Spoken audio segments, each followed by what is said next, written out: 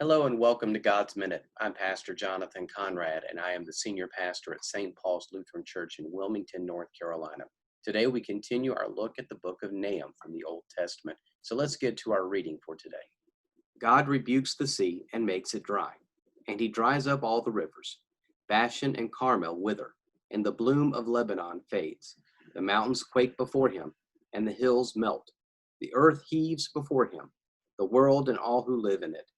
Who can stand before his indignation? Who can endure the heat of his anger? His wrath is poured out like fire, and by him the rocks are broken in pieces. The Lord is good, a stronghold in a day of trouble. He protects those who take refuge in him, even in a rushing flood.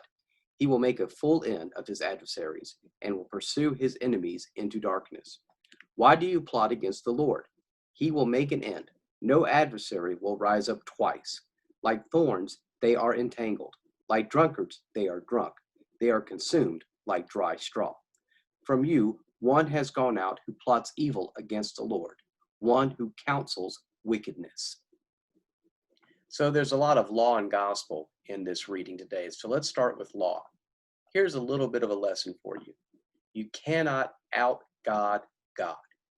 Now, you will notice in the later part of this passage this morning that there are people who are trying to rise up against God, or they convince themselves they have the same power that God has. But as we can tell here, God certainly has no trouble pushing them back, punishing them, or being aware of what their ultimate plan is. So we cannot out God God. What that means for us too is that when we sin, we can't hide that sin from God. God knows. I'm going to use an example of my cat. She has a tendency, I'm talking about Daisy, of, let's say, throwing up right in front of me. And what she will do then is that she'll try to find a piece of paper, she'll find a toy, she'll find anything she can get her claw on and just cover it up and walk away. Even though I have seen her do it and I have told her thousands of times, Daisy, I just saw you do it. I know it was you who did it, but that's how cats think, especially that's how my cats think. So we can't out God God. We cannot hide anything from God. And I think we need to understand that when it comes to our actions, especially our actions towards others. When we treat others with kindness, God sees it. But if we treat others with meanness, God definitely sees that. When we lie to others, God sees it. When we hurt others, God sees it. So I think we need to come to the realization that we cannot out God God, and we need to follow God's instruction.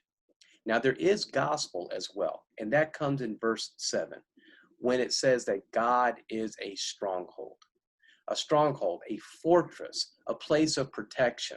And I think about my children when there's a very loud storm or there's a noise that they do not know where it's coming from, they run to me and I hold on to them for dear life.